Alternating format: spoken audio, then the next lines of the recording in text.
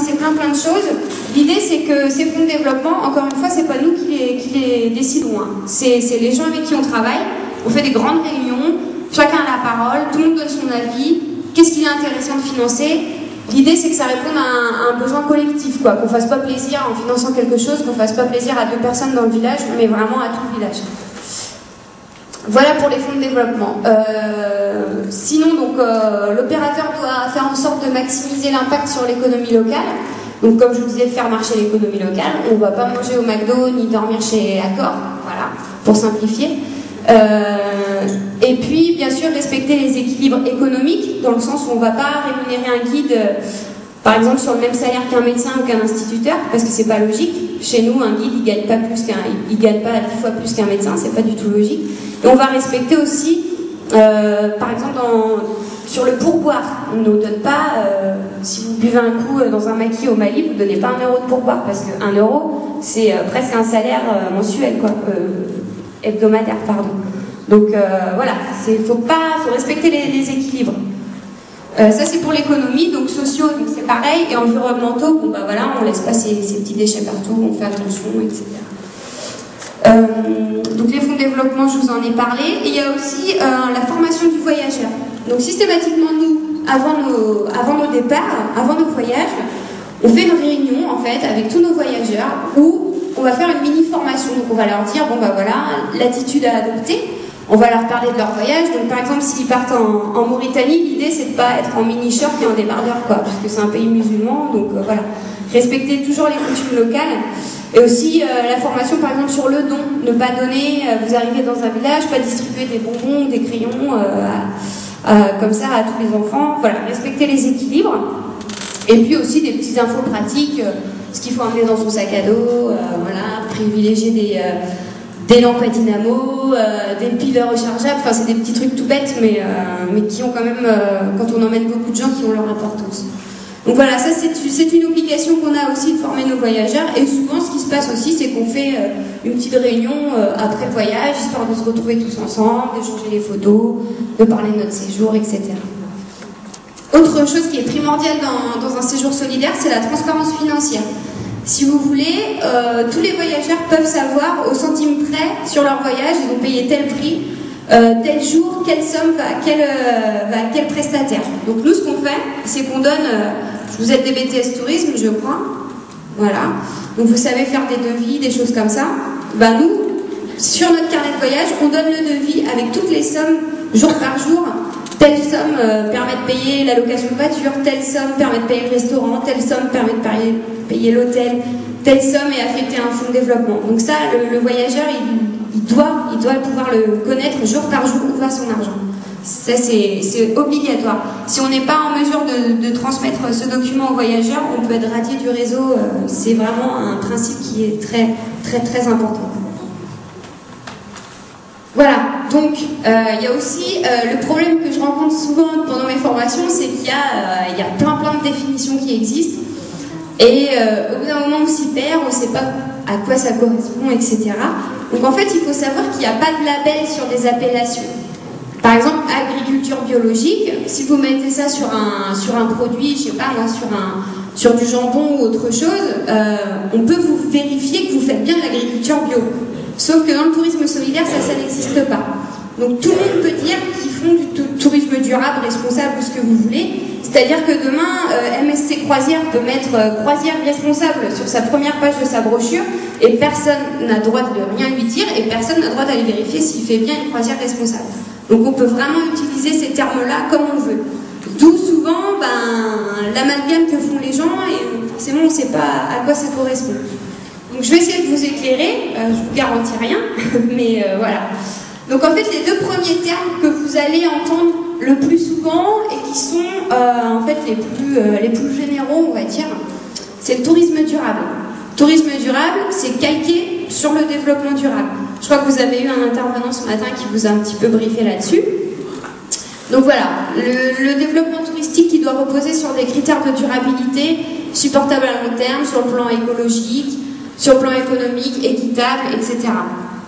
Donc du tourisme durable, on peut en faire en croisière, on peut en faire en camping, on peut en faire en hôtel, à la campagne, à la mer, à la montagne. Par exemple, il y a une chaîne hôtelière qui s'appelle Scandic, qui est une chaîne hôtelière scandinave, comme son nom l'indique, qui propose des chambres à 97% recyclables. C'est du tourisme durable. Faire du covoiturage pour partir en vacances, c'est du tourisme durable.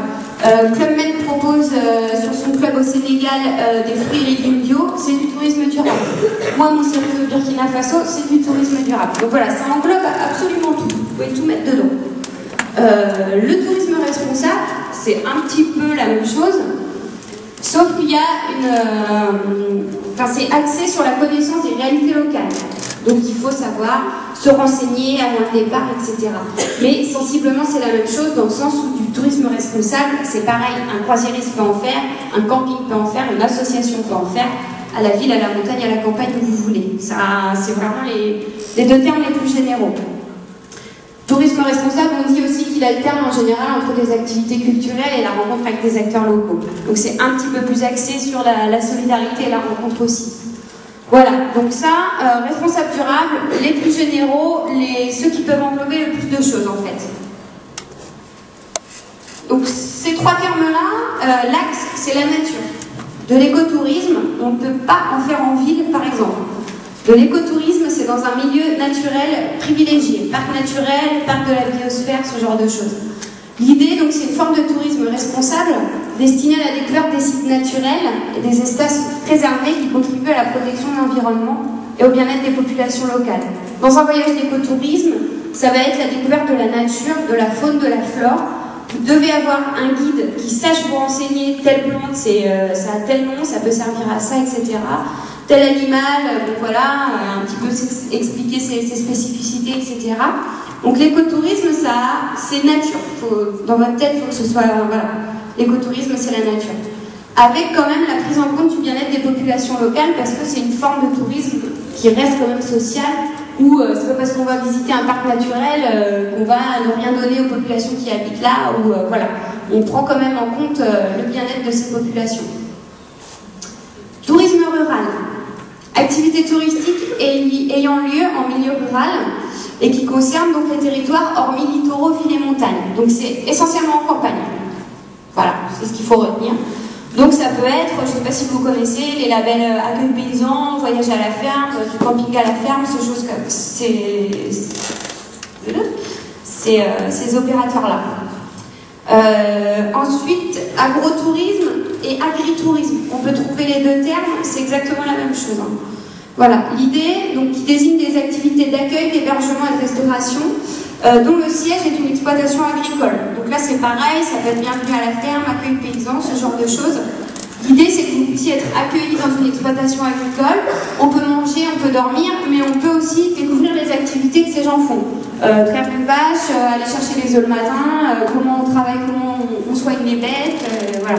Comment on plante les salades. Je caricature volontairement, mais voilà. Enfin, il faut que les gens qui vous accueillent soient en mesure de vous expliquer leur travail et comment ils font, etc. Donc ça, c'est pour l'axe un petit peu plus nature, terroir, on va dire. Ensuite, il y a beaucoup de définitions, hein, donc j'espère que vous n'allez pas vous y perdre à la fin. Bon.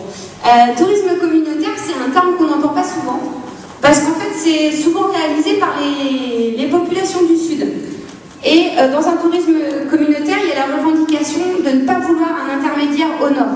Donc c'est des structures qui sont, ça peut être un village, une association villageoise, organisée au sud, mais qui n'a pas envie d'être revendue par exemple par Teranga ou d'autres associations. C'est ça l'idée. On en trouve surtout sur l'Amérique centrale et l'Amérique du Sud. C'est une forme de tourisme qu'on trouve beaucoup là-bas. Donc une forme de tourisme qui est gérée directement par les communautés locales, en général basée en milieu rural et pauvre, et qui permet de pouvoir bénéficier, enfin de pouvoir que les populations locales bénéficient des retombées financières directement. Justement, l'idée, c'est qu'il n'y ait pas de marge, même pour une association française ou autre. Voilà. Cela permet de mettre en œuvre des projets qui profiteront à la communauté entière sur le long terme. L'idée, ça va être par exemple pour l'hébergement sur une communauté qui propose ça. Par exemple, je prends l'exemple de l'Équateur. Voilà, il y a 5 touristes qui arrivent tel jour. Bon, il faudra être hébergé dans 2 familles. Le lendemain, s'il y a d'autres tourismes, on fait un roulement. Ce ne sera pas les 2 mêmes familles, ce sera une autre. Et voilà, on fait un roulement comme ça pour que le tourisme puisse bénéficier à tout le village. L'idée c'est ça. Souvent ils sont regroupés sous forme de coopérative ou d'association. Donc tourisme communautaire, c'est géré par les populations locales sans intermédiaire. Le tourisme participatif, donc comme son nom l'indique, demande une participation. Donc un tourisme qui fait participer la population d'accueil aux activités touristiques, bon bah ça c'est logique, mais surtout qui fait participer les visiteurs à la vie locale du territoire visité. C'est-à-dire que vous êtes accueilli chez quelqu'un, vous allez pouvoir participer, je sais pas moi, si la dame a fait du tissage, si le monsieur il est agriculteur, vous allez pouvoir participer aux activités de la vie quotidienne. Il y a quand même une rémunération quelque part, vous allez payer pour votre hébergement, etc. Il y a aussi une association sur Paris qui s'appelle SAS Visite, qui propose du tourisme participatif, qui propose en fait des circuits pour visiter des quartiers de Paris. Ils vont vous donner un petit roadbook en vous disant, par exemple, vous pouvez le faire en trottinette, ils proposent en vélo ou à pied. Vous avez un roadbook avec différentes étapes. Vous vous arrêtez chez la boulangère, machin, qui va vous expliquer voilà, comment elle travaille, etc. Ensuite, vous allez chez le cafetier, Monsieur Truc, qui va vous parler de son quartier, parce que lui, il habite là depuis 50 ans, qui va pouvoir vous faire découvrir, je sais pas, une vieille maison, quelque chose comme ça. Et ces gens-là, ils sont totalement bénévoles, c'est-à-dire qu'ils prennent sur leur temps personnel pour vous faire découvrir leur quartier et leur ville. Ça, c'est du tourisme participatif. Si vous voulez aller voir ce site internet, c'est vraiment très chouette ce qu'ils font. Ça s'appelle SAS Visite. Voilà, c'est des partenaires de la TES aussi. Voilà, c'est un petit peu une façon de repenser les relations entre le touriste et le visiteur. Il y a aussi ce qu'on appelle le woofing, je ne sais pas si vous connaissez. C'est un petit peu sur ce même mode de fonctionnement-là, c'est un petit peu l'idée. Ensuite, on a l'éco-volontariat. Donc l'éco-volontariat, il y a le mot volontariat, mais il y a quand même, vous payez votre voyage, je précise. Donc ça désigne des missions de bénévolat. Donc le but est de soutenir des actions de recherche et de protection de l'environnement. Et vous allez systématiquement être encadré par des professionnels. Donc souvent il y a des reportages à la télé, c'est par exemple répertorier les différentes sortes de plantes sur un parc national ou ce genre de choses, compter le nombre de phacochères qu'il y a dans le périmètre carré d'une réserve naturelle au Kenya, c'est ce genre de choses.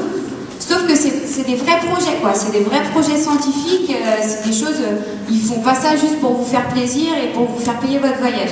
C'est-à-dire que vous intégrez un vrai projet scientifique et vous êtes encadré par des professionnels. Voilà pour l'éco-volontariat. Pour ça, il y a Si Belle Planète qui fait ça, ou APA de Loup, deux structures qui proposent cette forme de tourisme. Ensuite, donc le tourisme social, donc promouvoir l'accès au tourisme pour tous. Donc je pense que vous connaissez tous l'association des chèques vacances, Renouveau Vacances, ce genre de choses qui permettent à des gens qui ont peu de moyens de partir en vacances et de pouvoir s'évader un petit peu. Et il y a aussi la notion de pouvoir rendre accessible le tourisme aux personnes en situation de handicap. Donc les associations tourisme handicap qui essayent de promouvoir, par exemple sur des sites touristiques, des hôtels, l'accessibilité aux personnes en fauteuil, ce genre de choses. Tourisme social, c'est pour essayer que tout le monde puisse voyager, qu'on n'ait pas de sous, qu'on soit en situation de handicap, qu'on puisse quand même un petit peu s'évader et voyager.